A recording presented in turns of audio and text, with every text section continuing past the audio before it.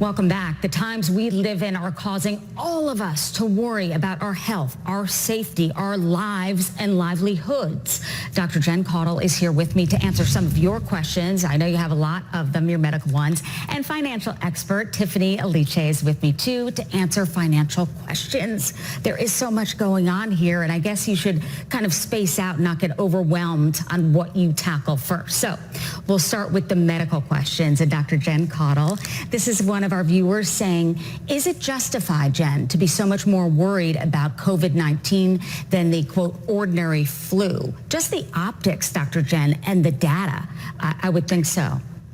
Coronavirus is a game changer. Absolutely. There is no question about that.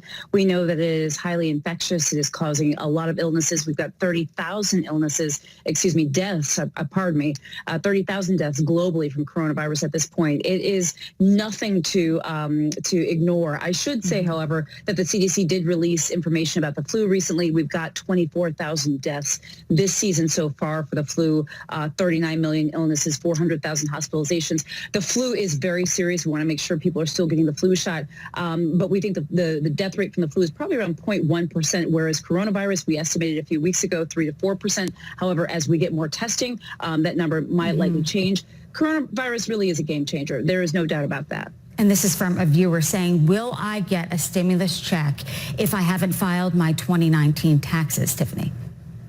Yes, you will. They will use your adjusted gross income from your 2018 taxes. But if I were you, I would look to see, well, if my 2019 taxes will generate me a larger stimulus check, then you definitely want to go ahead and file for 2019. If not, then go with your 2018 tax. You're going to want to look at your 1040 form and look at line 8B. That's going to tell you your adjusted gross income, and it will help you to decide or figure out how much money that you have coming to you, if any at all. So 8B, and you can calculate it through that. Back to Dr. Jen, so many people worried about going outside. Even there's trepidation when you see other people now. It changed that fast. This from a viewer saying, am I likely to bring coronavirus into my home, maybe on the bottom of my shoes? That's a great question. We're all wondering these things. I think the short answer is we're not probably likely to carry coronavirus or bring it into our homes via our shoes. It's always important to remember how coronavirus is most commonly spread. That's through person-to-person contact and the spread of respiratory droplets.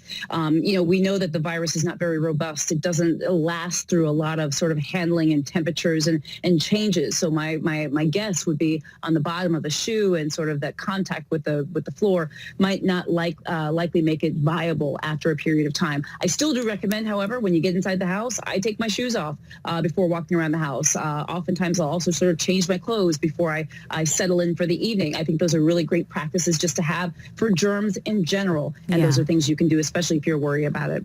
Our behavior has taken a turn in terms of what we think is okay going into our home, showering maybe 5-6 times a day just to get any sort of control here.